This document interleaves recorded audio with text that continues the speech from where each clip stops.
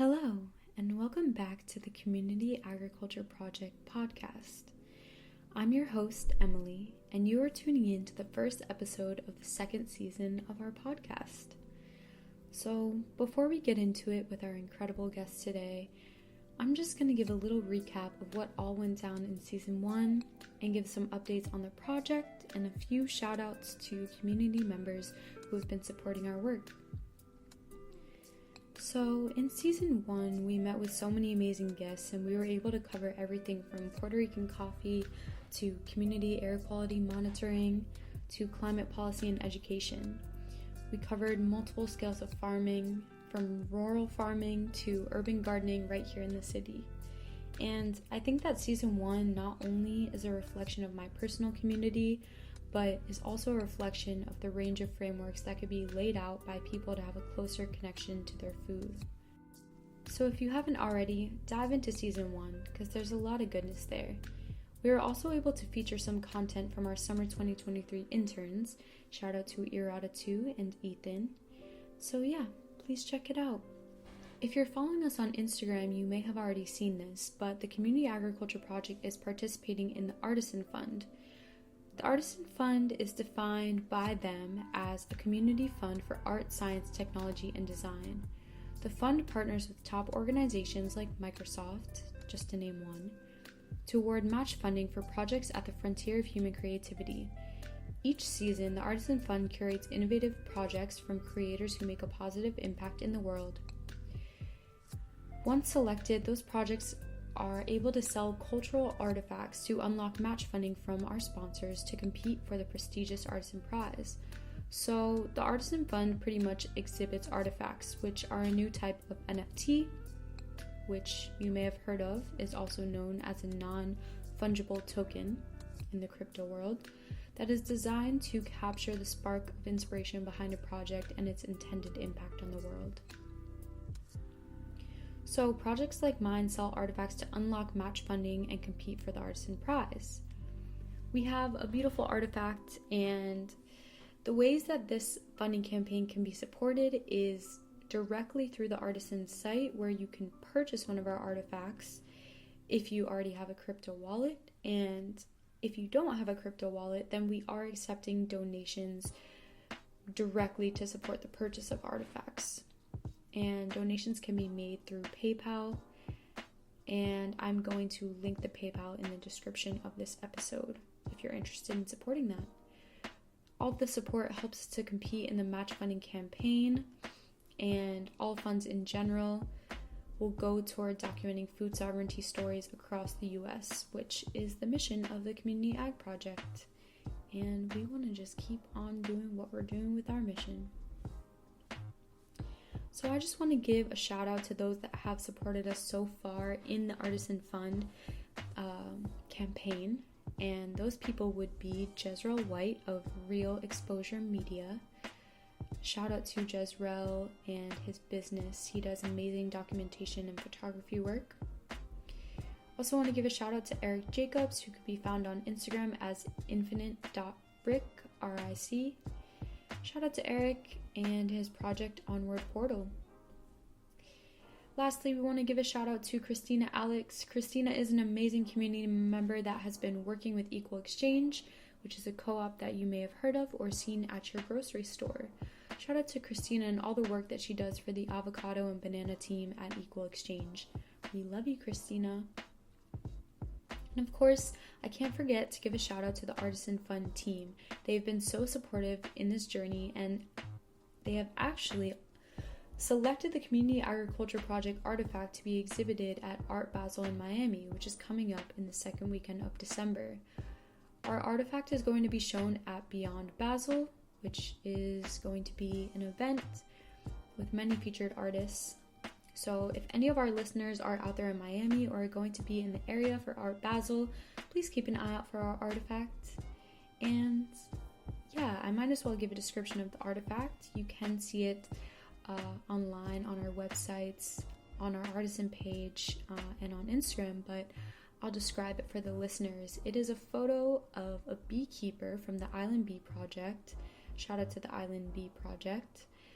And I took this photo on film while I was at an event at Oko Farms, which is an aquaponic farm based in Williamsburg, Brooklyn.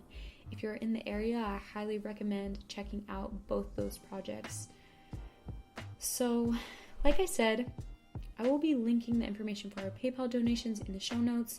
You can find more information about the Artisan Fund on our website and Instagram, and I'm also here to answer any questions that you might have about it.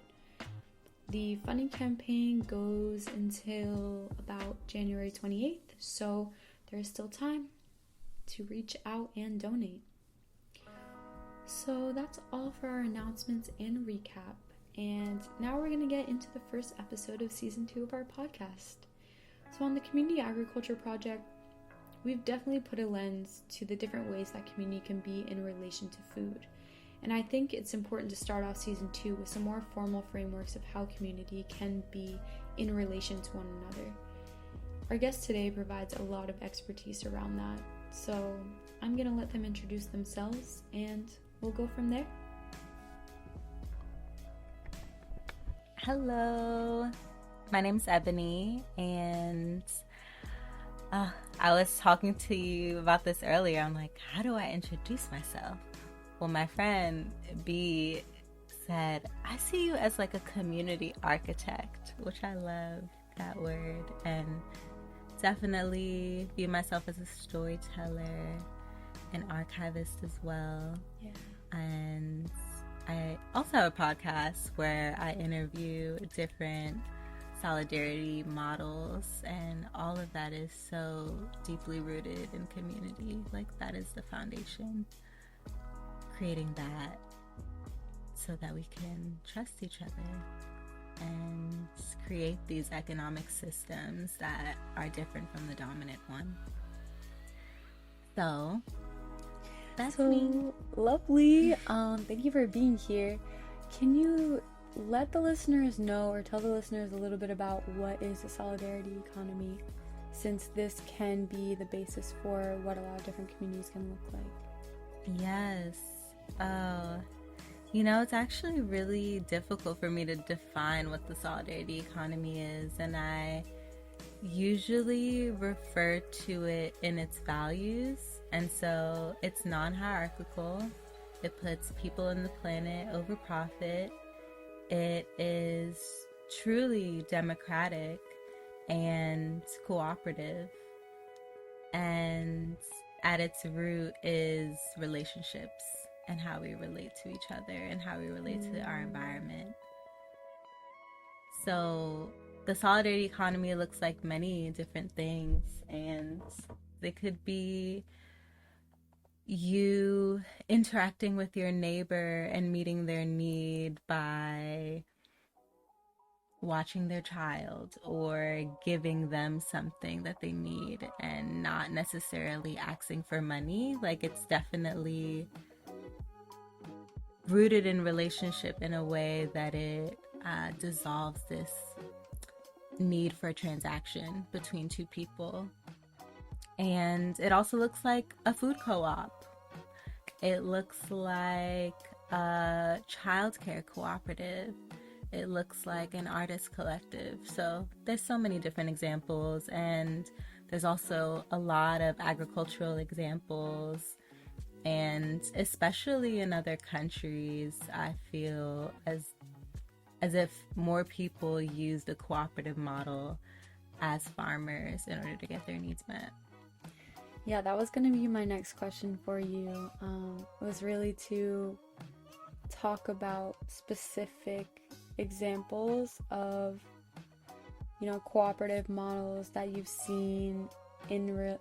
Well, first, I'm curious about what is the cooperative model that inspires you the most and inspires your lens the most, and then after that, which specific agriculture cooperatives around the world have you seen, so we can get to that too.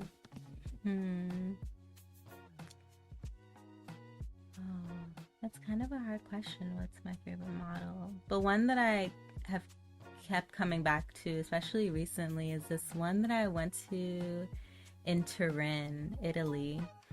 And it's this warehouse where They have access to a woodworking studio, they have sewing machines, they have bike repair, something called precious plastics, where they turn certain plastics into different things. And people have access to this by just paying, I believe it's like 10 euros a month. Oof. That's great. Yeah, and it's such a way for people to learn like practical skills through each other. And the reason why it's able to not just sustain, but actually have like a budget where they're able to spend money on other things, is because the government pays for their utilities. And this building was occupied initially, but the city itself actually has something called a co-city project, where they allow people to have access to abandoned indoor and outdoor spaces, and they will give it to them for free, but they will also help them to like maintain it. And so this was actually before that co-city project, but Turin, Italy in itself is such an inspiration for me because of that co-city project. But this model in particular, I'm like, how do we get this in New York? We have so many abandoned spaces, so many industrial spaces, and why do we not have access to a creative space where people can have an accessible membership fee and be able to skill share with each other all the time? The thing that I can think about is community gardens. Like, especially in New York City, in the ones that I've gone around and seen, especially in Brooklyn too, a lot of the stories will be like, yeah, this lot was an abandoned, cemented lot, and nothing was going on, and it was regenerated.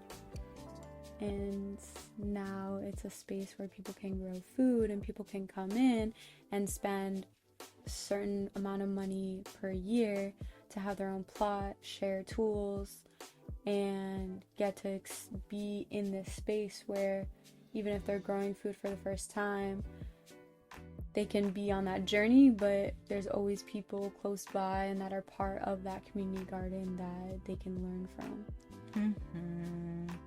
Yeah, community gardens are such a safe haven. Like, it's been proven that they reduce crime.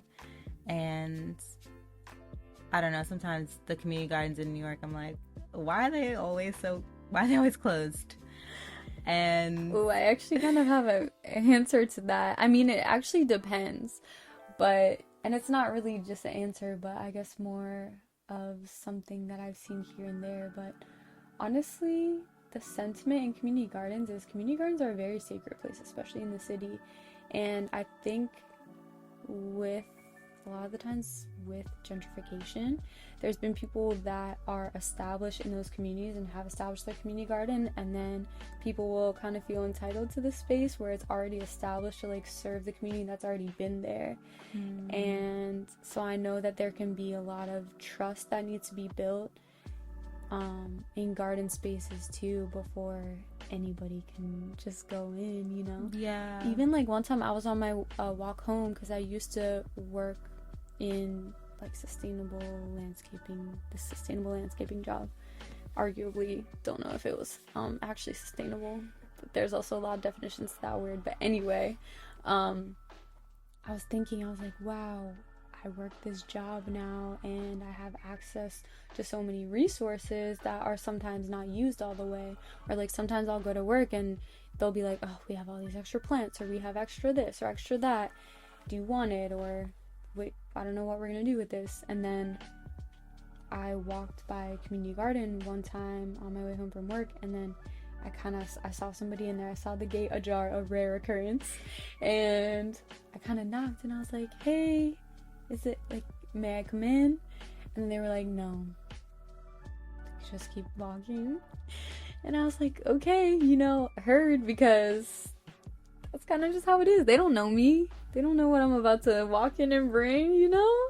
Right. But then I guess also, not to get into like deep into community gardens, but I'm like, it sucks that it's not just an inherent thing for us to protect our natural environments around us, that we feel like we need to police them. Yeah. That there's only certain people that get it. Whew. And, but also the community garden movement in New York City, especially in Lower East Side, that has been such an inspiration for me too, because a lot of those happened when Manhattan was being abandoned by landlords and buildings were being demolished or burned for insurance. And so these spaces became occupied, and a lot of times by artists, and they turned them into community gardens, or some of the buildings were squatted and those turned into housing cooperatives. And so other forms of cooperatives. Yes. Yeah. So yeah, the Lower East Side especially is just so radical in that way, because they've held on to them. They've literally chained themselves to the gates of the community gardens to stop them from destroying it. I had no idea. I mean, I kind of knew about some of the artist movements, but I didn't really realize about the community gardens. Thank you for sharing that. So, okay, we got a world traveler in the house. Like 30 countries before 30. Let's just put that out there. So, if you may, maybe mention a few that you've seen that stand out to you of, cooperative models in relation to agriculture that you've seen, because there's a lot of blueprints out there. Yes. So there's one that inspires me. It's actually in the US, and it's led by, I want to say I'm not going to butcher what country they're from, but they are from a country in Africa, and they came here and they started a cooperative together. So they actually bought land together. They are like organizing what crops they're growing collectively. Like everything is done collectively. And it's called Roots Cooperative. And it's just so inspiring because I've seen examples. And where in the US are they? I can't remember where in the US they are, but Roots Cooperative. We'll link them in the I'll find it. Yeah. And there's been some other examples where I've seen like producers. There's like the Indiana Black Farmers Cooperative, and they are producer led. So they have their own individual spaces, but they come together to sell at the market and to leverage a more distribution. They have more power when they do it that way, and they also are able to pool their resources to buy materials that they need and tools. And I'm trying to think of, honestly, I haven't visited any internationally, but I know of one, the South African one that I was talking to you about earlier. Actually, they took an abandoned space in their village and they started farming cooperatively, and it's able to feed their community. Like the whole village is sharing the food from this garden. And so when I think of like the potential for especially people of color, like Black people specifically in the US, how they can have access to land again, because it's only 1% of the land is owned by Black people in the US. I think of the potential for cooperative models And I recently learned about this group, Jubilee Justice, and they started a rice mill that's cooperatively owned. And it's just, yeah, it just creates so much more self-determination for the farmers, because now they no longer have this middleman. They're able to control that on their own. And that's something we definitely in the past couple of days talking have touched on so many times, like, because we actually went to the Sheep and Wool Festival yesterday now, in Rhinebeck, New York. And even there, in conversation with other people, we talked a lot about access to processing and how that can really kind of change the game. Because if, for example, one thing that we spoke about with somebody that was there from Fibershed, which is a whole nother thing to talk about, but with somebody that was there from Fibershed, and they're with other organizations too, some of the waste wool that you get when you're shearing a sheep, that waste wool can be used for a lot of different things. And for some of those applications, you want that waste wool to be cleaned. And for others, I feel like it would matter less, like in a housing insulation type of situation. I don't know if you really need to like wash it. Or also you can put the waste wool in your garden and use it to kind of insulate your soil, help retain moisture, and yeah, it can be helpful with that, so you can decrease watering. But you have to wash all of that wool and have it clean for other applications. So they were saying that there's a bunch of waste wool, but there's no like collective action to get all that waste wool together and have it be clean. So that's like something that they need to scale up and provide. So that's hardly a processing example. That's a very light processing example. But the power, and there's so many other examples of like coffee processing, which we talked about in our episode with Domenico from Puerto Rico, and the coffee processing there. It's true for other farmers that I've talked about with access to having a meat processor that's actually like approved by the government or whatnot. There's a lot of control that can be imparted with the presence or the lack thereof of that processing. But a lot of the times, like, people have spent so much energy and so much time getting to the point where they're like, okay, I have something to process. And I feel like can be really helpful to know, like, okay, I can work with people that I'm already in community with and we can pool our energy, we can pool our resources to get this next step that we need to give us that sovereignty. So that's really cool. And that's, I think, really helpful because, you know, it could guide some of our listeners to be like, oh yeah, I wanted this next step for me or my business, and how do I get to that next step? Yeah.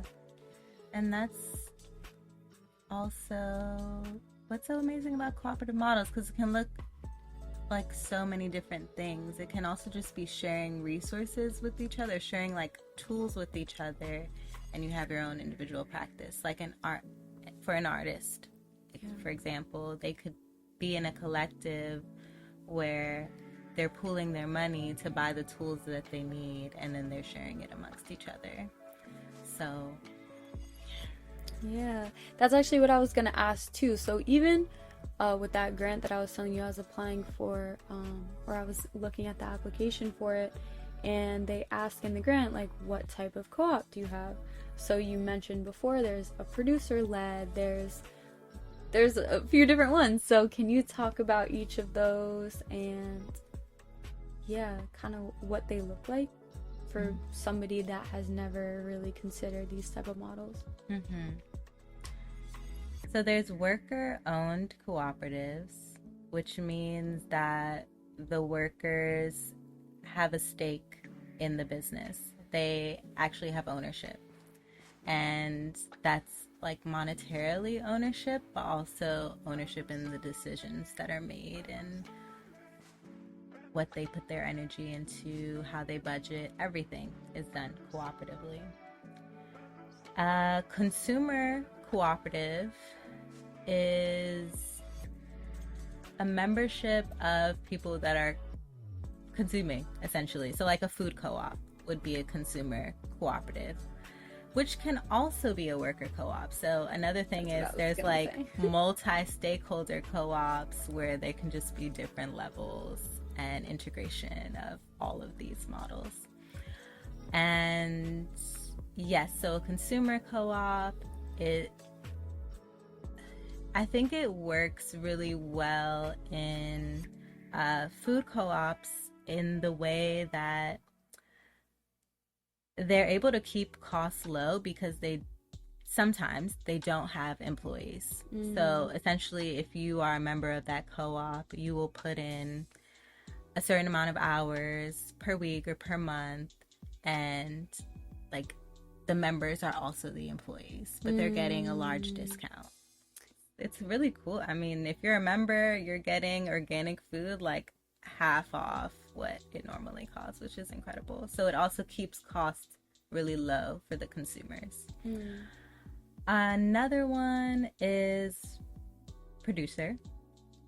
So those are producers that are coming together. For instance, since you brought up Fiber Shed, there's the Carbon Farm Network, and they are a cooperative of designers that collectively buy wool, because otherwise it would be difficult for them to reach the minimum that the farmers need in order to sell it. So with producer co-ops, you can save money, but you can also have more leverage in the market if you are pooling what you're selling together. And wow, am I missing one? There, you mentioned the multi-stakeholder one, which can be a combination of any of those three question marks. I feel like are food co-ops a combination of all three: producer, consumer, and worker sometimes, or maybe not? I only know of one that is in St. Louis, and they have a multi-stakeholder model where they have a brick and mortar food co-op. They also have a garden where some of the things that they grow there, they sell at the market. They also have like a sliding scale market. Some of the things that they sell, they're getting from local gardeners and like farmers nearby. And they also have a restaurant that is worker owned. Wow. And the restaurant is sliding scale using the produce from the co-op.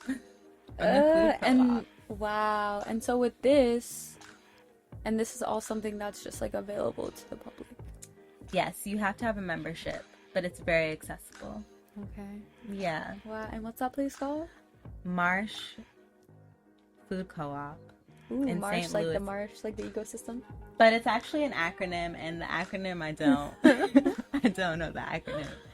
And yeah, I actually have an episode with them on my podcast as well. And ooh, I'll have to link them. Yeah, that sounds awesome.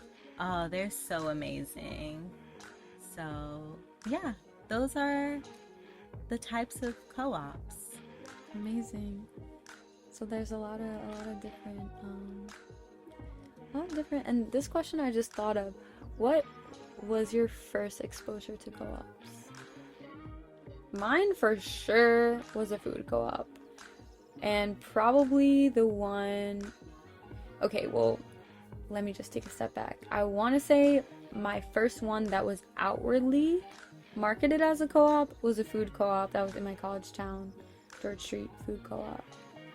But I'm sure that there were other cooperative models that were within my reality that I wasn't really sure that they were that, or I didn't register them as such. So what was the first one that you can remember, or what was your gateway cooperative?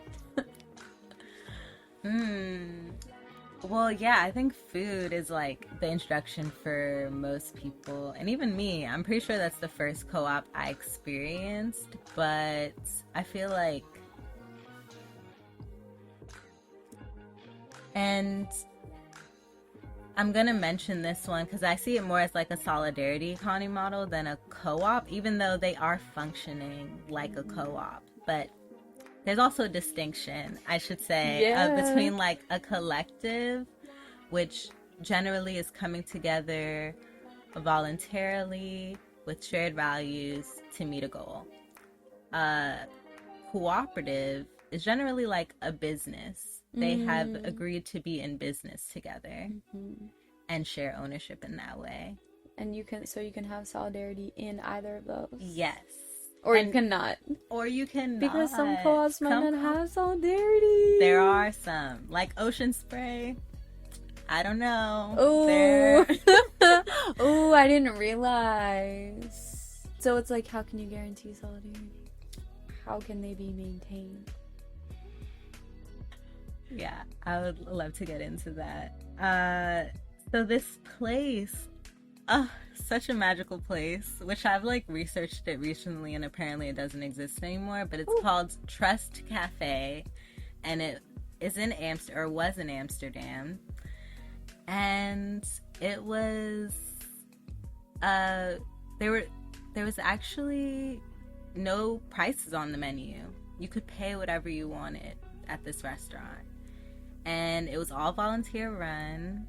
The food was bomb. I still remember that French toast. And they had a gratitude wall where people would leave like notes of gratitude on the wall. And they had a gallery next door, which is like, I think it was called Trust Gallery too. And I still remember the imagery in there, and just like, the energy was so amazing. And I had never been to anything like that before. So that was my introduction, I think, in a way that it really impacted me. I was like, where are more of these places? Where am I? Yes. Yeah.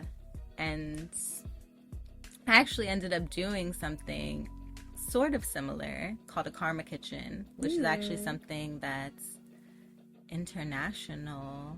But I did the first one in New York City. And so someone allowed me to use their restaurant for free for a night. And they actually cooked the food too, which is so sweet. Wow. And there were no prices on the menu. People were able to pay it forward. So it's like a pay it forward restaurant model where you're paying it for the person that comes after you. And it was like an amazing 3-course meal, organic, and people just paid whatever they could. And so that's also something that like people can do.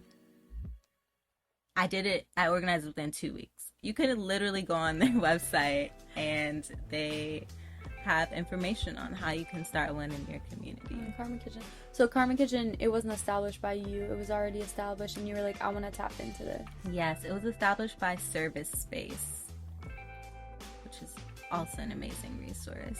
Okay. And we're going to get to that later too. We're just going to rattle off a bunch of amazing resources and try to plug as many as we can for you, because there's a lot out there. And yeah, I've been learning so much about it. So yeah. So maintaining solidarity, what does it look like? It's such a practice, and there's something called the Solidarity Economy Principles, which is actually a website, and it lays out a lot of the principles within the solidarity economy. And I don't think anyone is doing all of the things. It's definitely a spectrum, but I think actively working towards it and being aware of it is very important. And Yeah, it has to be rooted in some sort of values. Like, it needs to be rooted in solidarity values. Everyone needs to be actively, like, I wouldn't say actively engaged, but able to be actively engaged and have their opinion valued and have their needs met. I think is a huge thing. And that takes being in relationship with each other. Like, you have to know the people that you're working with and what they need. And also what you need. How do you want to be cared for? I was recently in this work retreat, and there was like tension between certain people. And so we had a feedback circle where there was rounds where we said really positive things about each other. And then there was a rounds where we shared things that hurt us. And through that process, we were able to learn so much about, like, what are the things that we need to feel loved.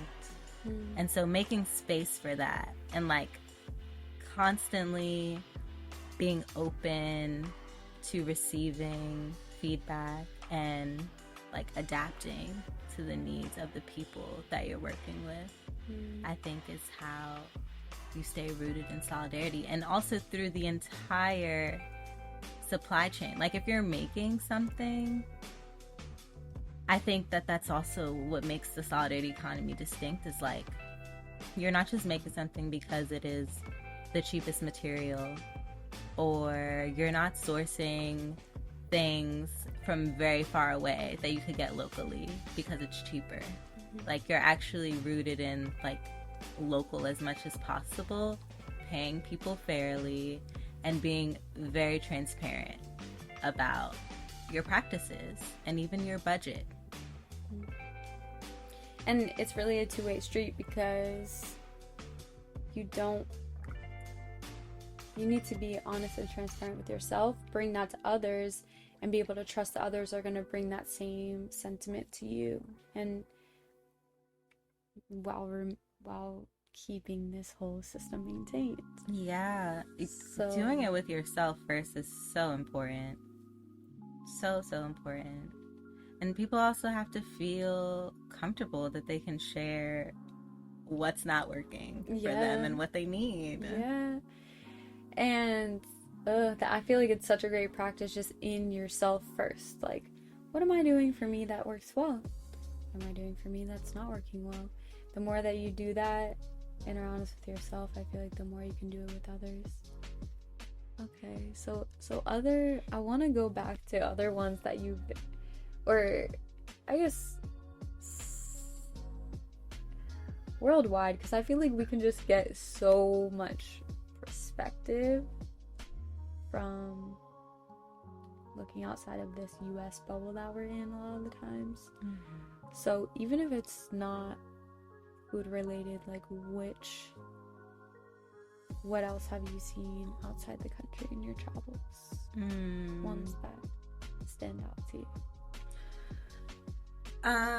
Well, since we were just talking about Turin, I'll name another place in Turin that was very interesting. They had a restaurant that was ran by immigrants, and actually a lot of them are refugees, not just immigrants. And they had a lot going on. So this might sound complex, because it kind of was, but in the restaurant they also had a tool library where people could literally get access to tools like house tools and other things and borrow it for free. They also had a lawyer available, like if people needed one-on-one support or if people needed to know how to use a tool. They also had a recording studio. The lawyer is such a big one. There's so many times that I want to consult a lawyer just to know. There's so much to know about protecting yourself. I think that's kind of particular to like our society, but it's just good knowledge to steward in general. Yeah, so definitely. Lawyer, somebody that can help you with the tools, which is also really big. Yeah, exactly. People don't realize how much they need that until they fuck up using a power gel. Mm-hmm. Seems so simple. Mm-hmm. Yeah, so they and this was all available to the community for free also. Well, sorry, not the restaurant. You did have to pay to go there, but all of the other things that they had were available for free. And I always think of like a tool library as just like a simple thing that we could have, even in our libraries, having a wall of tools. I guess libraries have some tools you can access, but Yeah. anyway, they also in Turin's, it's also just very interesting because they have these neighborhood associations which are like associated with the government, but they're cooperative models they're like supported by the government and cooperatively run. And a lot of those also have legal help support and just like practical things like trying to find a job and like translation support, like so many things. Wow. It's actually a very refugee friendly city, Turin. And they have squats that like have been occupied for like 30 plus years. Like it's such a radical space. They have this radio station where people will like let them know when there's police on the train so that they could like know which ones they could get on for free and like won't be fined. Oh my god. Could you imagine if that was in New York City? Actually, I saw a post like, especially because they raised the subway rate. So I saw a bunch of posts online of like, here's the subway stations where you can hop, and here's the ones that you really should not hop because there's a very high chance that you'll get caught by the police. And even just in all my roamings around the city, I've seen certain ones. Like I go to certain ones, I'm like, I'm not doing it. Sometimes I do. That's clutch. Yeah. See, we gotta help each other out. We have to help each other out. That post was popular. Come on. But back to it, like, I guess it brings up an interesting point of like, yeah, how to navigate trust in these type of dynamics and just trust in community, because yeah, I think it's important to consider if you want to move into being grounded in more community systems. Yeah. And a lot of the times I will think about trust in community of like, you know, the polarization between like colonizing versus actually getting to know your community. And by that I mean, rather than just going in and being like, oh yeah, I'm entitled to this, here I go, I'm gonna do whatever I think, coming in and being like, okay, what are the needs of this community, what do these people want in this moment right now, what do they need in this current moment right now, which is kind of reflective of some solidarity economy principles. So and with that, I think about how the existing community needs to build trust with the new people that are there and vice versa. But more importantly, the former. So what can you say about trust in these systems? Yeah, that is such an important part of it. It's really at the foundation. And I mean, there's so many instances where we see like white saviorism and people think that they know what a community needs and they really don't. And then that actually like creates trauma where it's harder for that community to trust. And so, and then you get further from being able to share the resources that are available, which is a big goal. Exactly. And so for me, I think a big part of building trust is like, first we need to get to know each other. Like we need spaces to gather, or like even in my instance where I work virtually a lot of the times, like just making space to have one-on-ones with people to know who they are, like beyond their work identity or whatever y'all are in collaboration doing. Like, know who they are, really deeply listen and create like, the space for them to share who they are. mm-hmm. I feel like that's an important part, because a lot of the times we may come with a lens to our own lens to somebody that has its own bias and discrimination, and you just project onto somebody. Yeah. So it's like creating space for them to share who they are, feel comfortable doing that, and then listening to whatever they want to say or share. Yes, exactly. And I think also beyond that, like, then start to show up for that person. Maybe even before they share their need, you are just showing up because you already know, because you've been in relationship with them.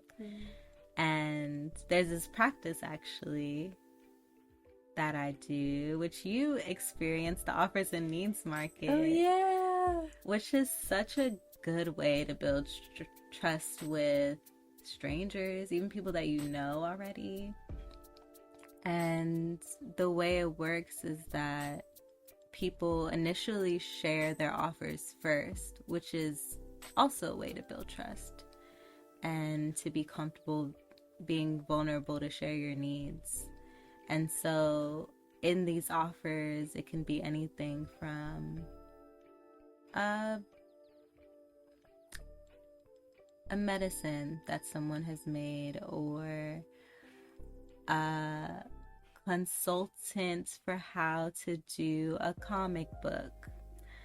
And then people share their needs, and that's where I feel like so much magic happens too, because then when people share their needs, sometimes you realize that you have so much more to offer.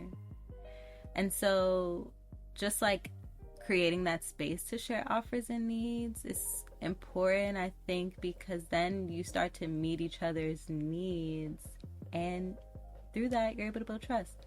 And also just expressing your needs. You need to have some level of trust with someone to be vulnerable in that way. Yeah. And so I think, yeah, continuously honoring the needs of the community around you. And I think something that stands out to me from what you said is also just, it's not an offers and wants market. Like, it's primarily offers and needs. And I think it's important to even just be connected with that in yourself first, and then on a community level, because, and then keep scaling up from there, domestic, international, etc., global, because we have so much overconsumption. It's like, I feel like a lot of the overconsumption, it comes from a want versus a need, whereas like a lot of people don't have their needs met. Like so I just thought of that when we're, for me, revisiting the idea of offers and needs, but while you're describing it. Yes. And yeah, the needs could also be like things that are not tangible. Maybe it's just like, I need someone to give me advice, or to just listen to me, or to share their experience with me. And yeah, I just love that as a model. And I even encourage people, if you live in an apartment building, put up an offers and needs sheet and see like how people interact with it. And I think the trick is to put an offer and need first, and then people will follow. Because once they see what it's about, and just in all community spaces, like what are other community spaces that can be put up? Yes, like a bulletin board. Sometimes you go to a business and they'll have a bulletin board. What would that look like to have an offers and needs? So yeah, I think designing it into our convening spaces, whether that's online or in person, to do offers and needs, to do opportunities for feedback circles, to have one-on-ones with the people that we're in community with, and to care. Yeah, I think at this point, I don't know if you wanted to touch on anything else, but I definitely want to leave space for that. Leave space for any closing remarks that you want to share. Maybe a little bit about what you're working on. You know, something, of course, you're working on a lot, but something that you're excited about that's upcoming that you want to share that you're working on. And also resources, like where can people turn if they want to find out more about this? Like we've mentioned throughout, what are some specific models that people can refer to, and any other resources that have really been important for you on your journey as you embrace this in your life in a lot of different ways.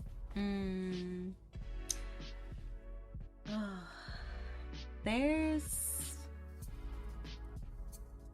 like, should I give more like food collective examples? I think that there's also so much potential in like creating collective or cooperative models that are reducing food waste. There's so many. There's so many budding projects out there. There's so many different kinds.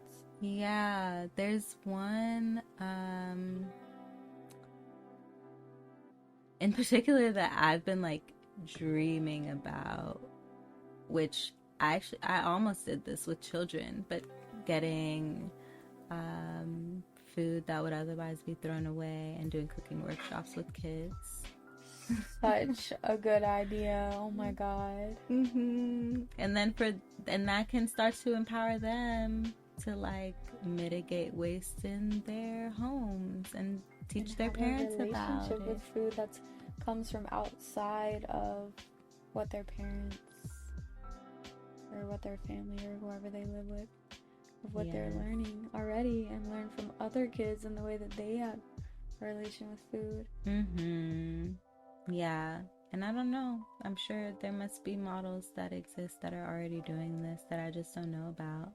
There is one called Essential Food and Medicine. They're based in the Bay Area, and they make juices and other medicine with like food that would have been thrown away otherwise. Juicing is such a good thing to do. With especially like food that would have gone to waste. Yeah, and they had a place that they were working with called Cob on Wood, which no longer exists, but is also an incredible model of solidarity. And they turned a homeless encampment underneath a bridge or an overpass that it was inhabited for a while, for years, by the homeless, but it was really like just uncared for. There was a lot of trash, and they decided to build cob homes. Wow. So actually not homes, but they're structures, and one had like a shared kitchen. There was an apothecary. What? There was a shower. Under an overpass? Yes. I wonder how they, like, my first thought is, how did they allow that to pass through the city? Oh, that's why it doesn't exist anymore. Oh no. Because Caltrans, which is like the transit system in California, they demolished it. Oh. I actually don't know if they were the ones that demolished it, but they were the reason why it no longer exists. Oh. And they really beautified this space, and also the cob is fire retardant. And so some of this essential food and medicine was going to these people as well. And they were like a part of the design process. They were building it as well. Like, they were really creating a sense of community. And now they're like putting them in communities with sheds that are filled with formaldehyde. So yeah. And also, speaking of waste, they took a lot of the trash there and used that as insulation for the COP. So genius repurposing of our local resource streams. Yes, exactly. Because sometimes what one person sees as waste could be a resource for another thing. Offers and needs. Completely. So yeah, there's so much potential in like agriculture, and I hope more people create cooperative models. There's also cacao farmers one. Oh, they're amazing. They're a collective of cacao farmers all over the world, actually. And they are also a co-op. And they're... Oh, I can't remember their name at this moment. But we're gonna put it in the show notes. It's actually called the Transatlantic Chocolate Collective. Ooh. So. And do you know some of how that works? So the way it works is they're individual farmers, but they are pooling what they're growing, and then they actually send it, which I just learned a couple weeks ago, that they send it to Ohio for it to get processed and then packaged. Wow. Yeah, they're doing it pretty small scale, because obviously distribution is quite difficult. So yeah, they're really cool. That's cool. I hope they're supporting good farming practices. They are. Good. Yes, they definitely are. And that was a huge thing because they're also working with like farmers in Africa, and most of the listeners and you probably already know like the harm that's going on with cacao farming in Africa. And so yeah, that's a huge part of why they're doing this. Yeah. Oh, that's a good one. But for resources, I mean, my podcast is a pretty good resource, and it has international solidarity economy models in various sectors. And for US, the New Economy Coalition, which I'm actually doing a series with right now for the podcast, they have a membership of solidarity economy models. And there's also the solidarity economy principles that I had said earlier. If you're looking to like get really deep into the values of the solidarity economy and practices. There's so much. There's also like the U.S. Federation of Worker Co-ops if you're looking for a directory, and also intro to what worker co-ops are in the U.S. And yeah, honestly, if you start with even that, you'll start to go down a rabbit hole. There's also grassroots economic organizing, which is such an amazing resource and was actually like a really huge reason why I got into solidarity economy stuff. There's a lot of elders that have been doing this work for decades, so that's such a good archive for like everything. Honestly, with that alone, you could go so deep. And yeah, just check out what's going on around you locally. Like, I guarantee there's some type of solidarity economy work where you are. And if you feel like there's not, create it. As simple as an offers and needs list in wherever you gather or engage with other humans. Yes, exactly. And like we said before, even just checking in with yourself, you know? Yeah, checking in with your neighbors. Speak to your neighbors. Speak to your neighbors. Yeah. Amazing. Okay. Yeah, so actually a really cute thing that the last thing I'll say, which you don't have to add this, but my neighbor upstairs gave us some tamales that was made with the tomatoes from our garden. And so even that little practice is like a solidarity economy. It's so beautiful. Yeah, it can be a really simple thing, honestly. So kind of, even if you do end up going down a rabbit hole, remember that it can get deep and it can be widespread, but it can also be simple. Yes. And every step matters. Start with yourself and the people around you. Yeah. Amazing. That's a great closing remark. So thank you so much, Ebony, for all that you've had to share with us today. And to all the listeners, thank you so much for tapping in. Remember to check out our website, communityagproject.com. Follow us on Instagram for updates and other posts. And talk soon. Bye.